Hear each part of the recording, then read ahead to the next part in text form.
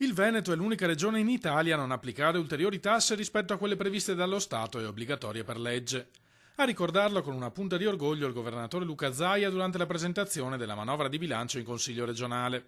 Ma per i consiglieri del PD si tratta di una scelta sbagliata. Ha prodotto disuguaglianza, ha fatto diventare i ricchi più ricchi e i poveri più poveri, quindi non ha portato beneficio alla comunità veneta. In 10 anni i veneti a rischio povertà sono aumentati di 140.000 unità, sostiene il capogruppo democratico Stefano Fracasso, mentre le differenze tra il 20% più ricco e il 20% più povero sono cresciute. Se gli chiedessimo ancora di pagare 2.400 euro per un anziano in casa di riposo, io credo che i veneti sarebbero disponibili a chiedere qualcosa a chi ha di più, per sostenere chi ha meno. Secca la risposta dai banchi della maggioranza. Il capogruppo leghista Nicola Finco ricorda la pressione fiscale già pesantissima a cui sono sottoposti cittadini e imprese in tutto il paese.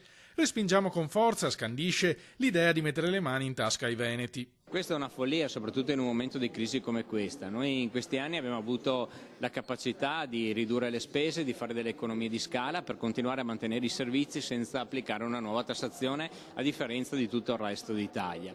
È una linea che il governatore ha voluto portare avanti negli ultimi 8 anni e sicuramente porteremo avanti fino a fine legislatura, perché al momento i nostri bilanci sono solidi e quindi finché possiamo continuare a mantenere i servizi senza mettere le mani nelle tasche dei cittadini, ovviamente noi continueremo a farlo negli interessi dei nostri contribuenti e dei nostri veneti.